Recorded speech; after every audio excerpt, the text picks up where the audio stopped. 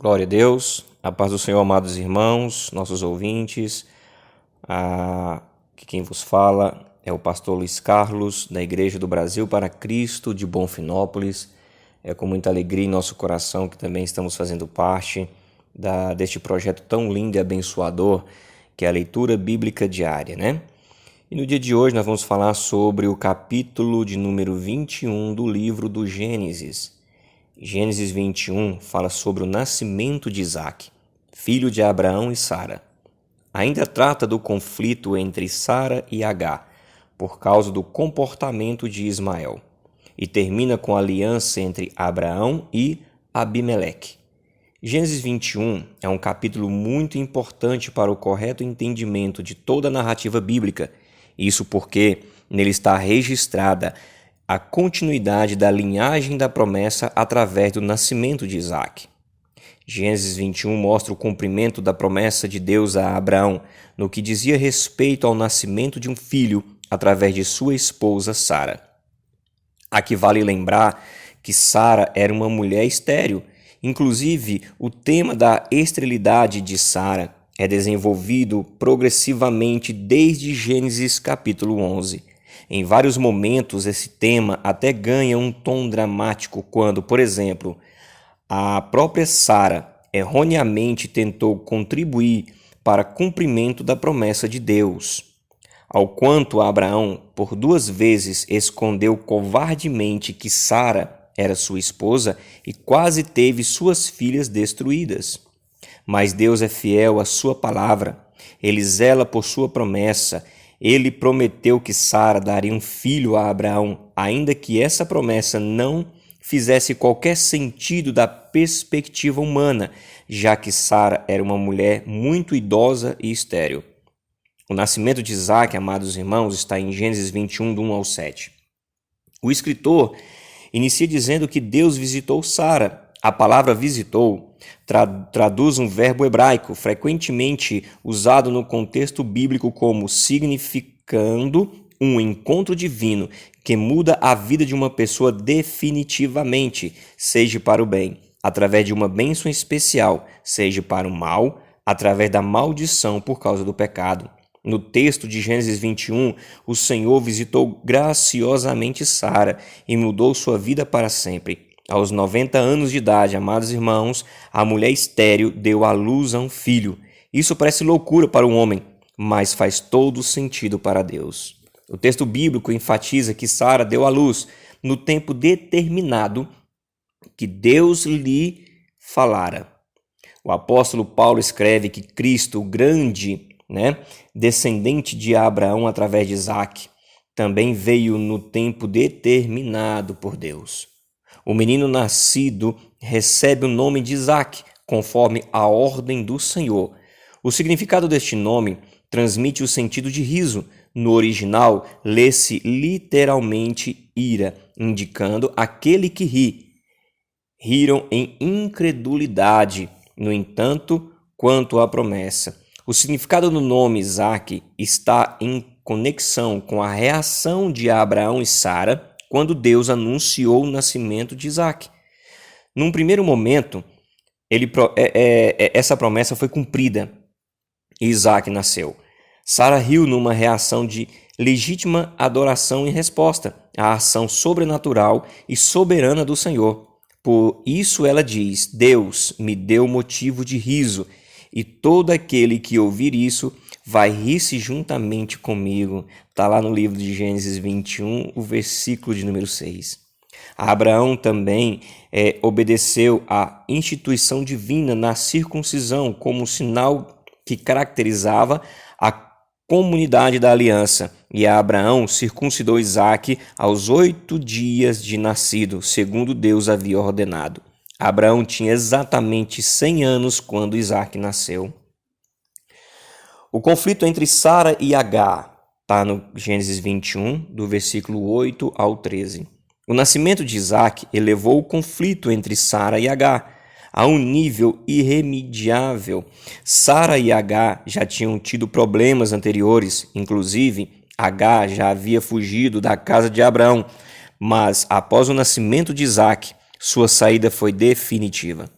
Gênesis 21 diz que quando Isaac foi desmamado, Abraão deu um grande banquete. Na época, o desmame era um momento muito importante e significativo, pois indicava que a criança havia superado o período dos primeiros meses, onde havia maior possibilidade de mortalidade infantil. Normalmente, o desmame acontecia entre 2 e 3 anos de idade. Mas a Bíblia não diz qual era a idade que Isaac quando isso aconteceu. O que de fato aconteceu foi que naquela ocasião Sara viu que Ismael caçoava de Isaac. Então Sara exigiu que Abraão a expulsasse Ismael e Agar da sua casa, levando em conta todo o contexto de desentendimento entre Sara e Agar. Provavelmente Sara tenha considerado a atitude de Ismael uma perseguição e ameaça à herança do seu filho. Quando Sara pediu que Abraão mandasse Agar e Ismael embora, ela disse: rejeita essa escrava e seu filho, porque o filho dessa escrava não será herdeiro com Isaque, meu filho. A palavra hebraica traduzida por escrava denota fortemente a posição servil de Agar como uma escrava qualquer. Diferentemente da palavra que designa Agar em Gênesis 16:1, que denota uma serva pessoal de Sara. O texto bíblico diz que o pedido de Sara pareceu isso muito penoso aos olhos de Abraão por causa do seu filho. Além dele amar Ismael, os códigos legais de seu tempo proibiam a expulsão do filho do chefe da casa com uma serva. Mas Deus confortou a Abraão. Ele disse que cuidaria de Ismael, porque ele era seu descendente. Agar é expulsa, amados irmãos, da casa de Abraão, em Gênesis 21, do 14 ao 21. Deus falou a Abraão que sua descendência seria chamada de Isaque. Também disse que ele não deveria se preocupar com Isaque, pois dele o Senhor também faria uma grande nação. Então Deus autorizou a Abraão a despedir Agar e Ismael. Que a despediu com Ismael. O escritor bíblico diz que mãe e filho saíram andando errantes pelo deserto de Bérseba. O deserto de Bérseba fica na fronteira sul da Palestina e é uma área bem extensa. Então, amados irmãos, era questão de tempo para que os recursos de Agar e Ismael acabassem. Quando a água do odre acabou, Agar colocou Ismael debaixo de um arbusto e se afastou para não vê-lo morrer. Naquele momento, parece que ambos, mãe e filho, choraram desesperadamente. Mas Deus ouviu a voz do menino e o anjo do Senhor disse a Agar que ela não deveria temer, pois Ismael seria o pai de um grande povo. Isso significa que mesmo Ismael, não sendo herdeiro da promessa, por ser um descendente natural de Abraão, ele também seria abençoado sobre a terra. Em seguida, Deus abriu os olhos de Agar e ela viu um poço de água onde pôde abastecer seu odre. Ainda relata que Deus estava com Ismael. O menino cresceu, se tornou um homem muito habilidoso com arco e flecha e habitou no deserto de Parã, que ficava no centro-leste da península do Sinai. Agar casou Ismael com uma mulher egípcia.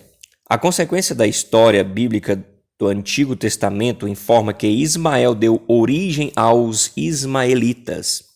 Abraão faz aliança com Abimeleque. A última parte de Gênesis 21 mostra a aliança de Abraão com Abimeleque. Abimeleque era um rei filisteu. Naquele tempo, a casa de Abraão cresceu, prosperou muito na terra. Isso fez com que o rei filisteu e o comandante do seu exército procurassem Abraão para firmarem com ele uma aliança de paz. Abimeleque também reconheceu que a bênção de Deus estava sobre Abraão em tudo o que ele fazia. O encontro entre Abraão e Abimeleque, narrado em Gênesis 21, não foi o primeiro entre eles. Eles tinham se encontrado antes quando Abraão chegou naquelas terras. Na ocasião, Abraão escondeu que Sara era sua esposa e Abimeleque quase a tomou por mulher. Mas Deus preservou a família de Abraão e no final Abraão e Abimeleque ficaram em paz. Inclusive Abraão intercedeu ao Senhor em favor da família de Abimeleque. E as mulheres da casa do rei filisteus tiveram suas madres abertas. Na aliança entre Abraão e Abimeleque também foi feito compromisso específico sobre a posse de um poço por parte de Abraão. O controle dos recursos da água naquela região era muito importante, amados irmãos. Gênesis 21 ainda informa que Abraão plantou tamargueiras em Bérseba e ali invocou o nome do Senhor, Deus Eterno. A designação Deus Eterno traduz o hebraico El Olam, um título que aponta para a eternidade e imutabilidade de Deus, bem como para a natureza inviolável da sua aliança. Alguns comentaristas, irmãos, acreditam que as árvores plantadas por Abraão em Bérseba talvez servissem a certos propósitos. Elas podiam ser um lembrete do tratado entre ele e Abimeleque, e também podia servir como um sinal do lugar distintivo do culto de Abraão e como símbolo da presença de Deus, que graciosamente garantia que o patriarca permanecesse naquelas terras, ainda que como estrangeiro. Amados irmãos, que Jesus os abençoe, que nosso Senhor venha resplandecer a sua graça sobre você, que você venha ser tocado pelo Senhor, que a sua família venha ser tocada por Deus, que pessoas venham ser edificadas através da palavra do Senhor. Que Deus os abençoe a todos, no nome do Senhor Jesus.